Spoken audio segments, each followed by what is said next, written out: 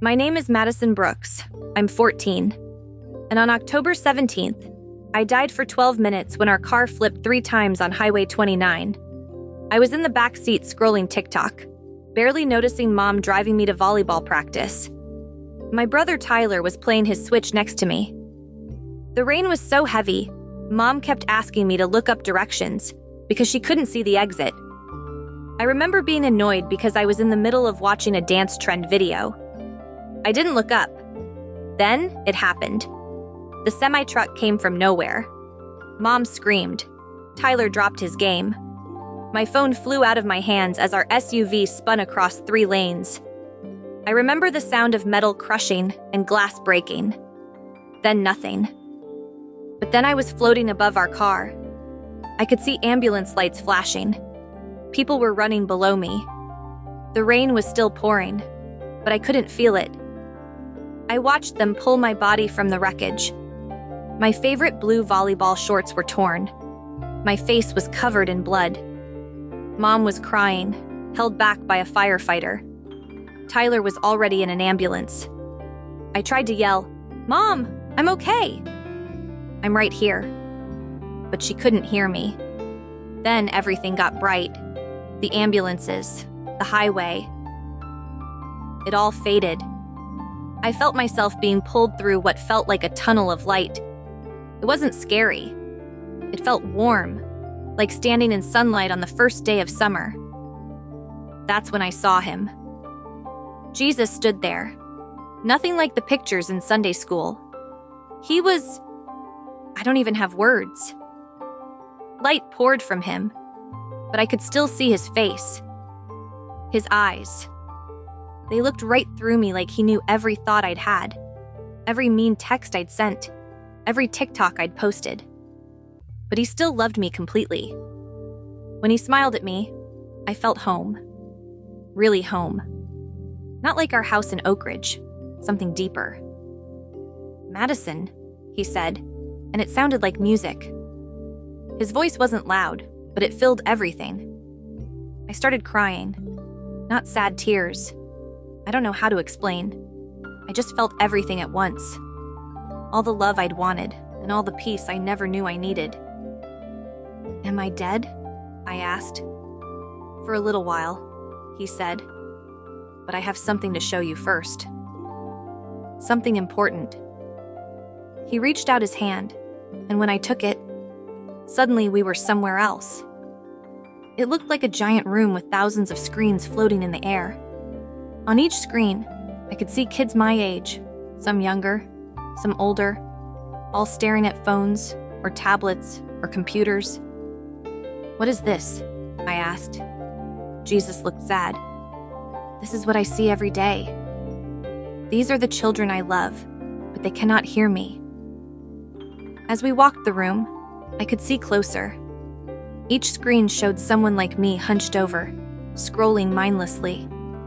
Their eyes looked empty. But the weird thing was, around each person were shadows, dark figures whispering into their ears. "What are those?" I whispered, moving closer to Jesus.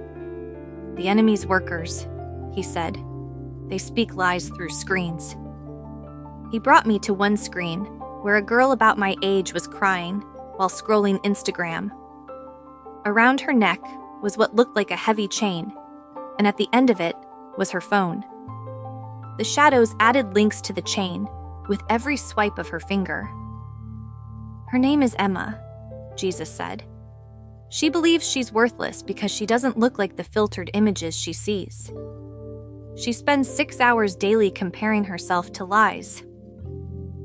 I felt sick because that was me too.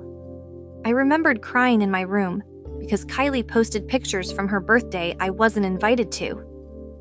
I'd spent 3 hours that night scrolling everyone's perfect lives, feeling worse. Jesus touched the screen, and I could hear Emma's thoughts. "Nobody would care if I wasn't here. Look how happy everyone else is." "But that's not true," I said, "and people would care." "You understand?" Jesus said quietly. "But she cannot hear the truth anymore. The voices from her screen are too loud. We moved to another screen. A boy, maybe 12, played a violent game. With each kill, the shadows around him grew. He looked pale with dark circles under his eyes. He hasn't slept more than 4 hours a night for 3 years, Jesus said. The games were built to keep him there, to make him need them. His parents don't know he's playing until 3 a.m. each night. His anger is growing. His compassion is shrinking. I thought about Tyler throwing his controller at me last week when Mom made him turn his game off for dinner. Jesus showed me more screens. Kids sending cruel messages to classmates laughing. Girls taking inappropriate pictures for attention. Boys watching violent and sexual content, making the shadows dance with glee. Everywhere, phones and tablets glowed like prisons. Madison, Jesus said, turning to me. Do you know how many hours you've looked at a screen? I shook my head. He waved his hand, and I saw an hourglass. But instead of sand, it held moments of my life. Moments gone forever. I saw myself sitting while my grandma tried to tell me stories, but I was on YouTube. I saw sunsets I'd missed because I was taking selfies instead of seeing them.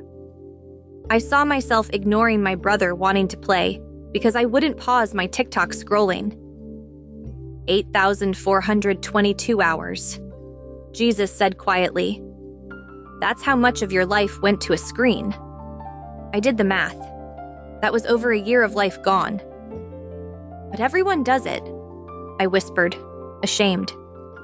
Yes, Jesus said, and that's why I'm showing you this.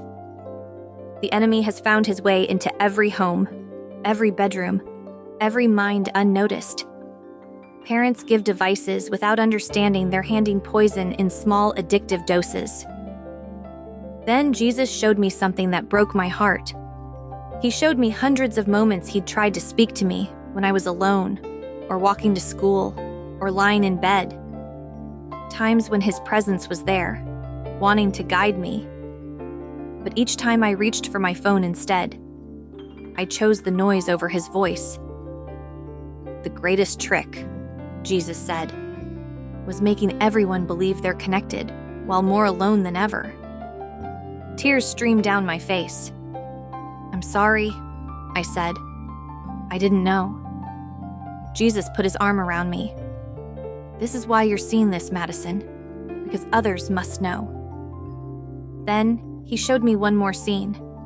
It was our living room, but different. My family played a board game. No phones in sight, everyone laughing.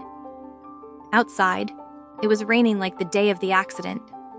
Inside, it was warm and bright. I could almost smell Mom's cookies baking.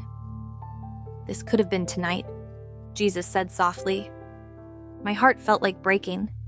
I never realized how much I'd missed staring at a screen. Madison, Jesus said, your time here isn't finished. You have an important message. But I don't want to go back, I said. Being with him felt so good, so right. I want to stay. He smiled, making me feel loved. I'm always with you, Madison. But your family needs you, and others need to hear what you've seen. Will they listen? I asked. Some will, he said. And that's enough to start change. He touched my forehead, and suddenly I felt myself being pulled back away from his light, through the tunnel faster and faster. Then pain. So much pain. Beeping machines, bright hospital lights, someone yelling, "She's back!" We've got a pulse. I gasped for air, my chest burning like fire. My whole body hurt. I couldn't move my left leg. There was a tube down my throat. The doctors called it a miracle. They said my heart stopped 12 minutes. They said I should have brain damage, but tests came back normal. They couldn't explain it. Mom cried 3 days straight. Dad, away on business, refused to leave my room after he arrived.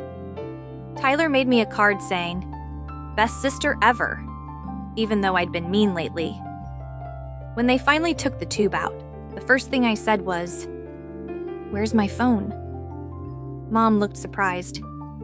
Honey, it was destroyed in the crash.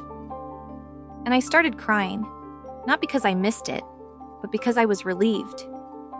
It took weeks before I could tell them everything. At first, I feared they wouldn't believe me, but something had changed in me, and they saw it. The first night I was home, I asked everyone to put phones in a basket. Then I told them about Jesus, about the screens, the shadows, the moments lost. I told them how devices we think keep us connected are tearing us apart. Dad cried. I'd never seen him cry. That was 6 months ago. Our house is different now. We have a phone box for family time. We play board games Friday nights. Mom deleted most social media apps. Dad stopped bringing his laptop home. Tyler still plays games, but with a timer, and mostly ones we can play together. The hardest part was going back to school telling my friends. Some thought I was weird now. Some stopped hanging out because I wouldn't scroll at lunch, but some listened. My best friend Zoe deleted Snapchat after I told her. She said she'd been anxious and sad, but couldn't figure why. Now she's sleeping better. Her mom sent my mom a thank you text. I still struggle sometimes. Apps are built to pull you back in. Sometimes I borrow Mom's phone and find myself scrolling before I realize. The habit is strong, but now I can feel it happening. Like Jesus opened my eyes to see the chains. If you're watching this, I want you to try something for one day. Put your phone away. Look at people around you. Really look. Listen when they talk. Feel the sun on your face without taking a picture. You might be surprised what you hear in the quiet. Jesus told me the enemy can't create. He only distorts what God made. He took our need for connection and twisted it into isolation. He took our desire to be known and convinced us likes and followers fill the hole. They can't. They never will. I know some people won't believe my story. That's okay. But if you're a parent, please hear me.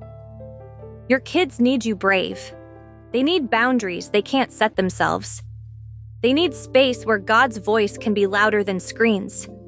And if you're my age watching this, know that you're worth more than your follower count.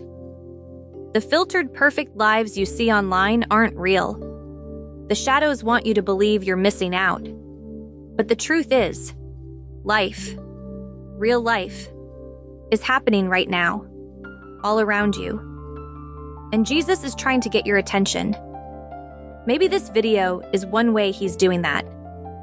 I don't have all the answers. I'm just a 14-year-old girl who died for 12 minutes and came back different. But I know what I saw. I know what I felt. And I know we can't keep living like this. Heads down, thumbs scrolling, hearts empty. Put down your phone. Look up.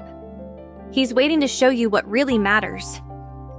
Because the truth is, none of us know how much time we have left. And I don't want to waste another second of mine on shadows and screens. My name is Madison Taylor Brooks. I died on October 17th. And Jesus sent me back to tell you,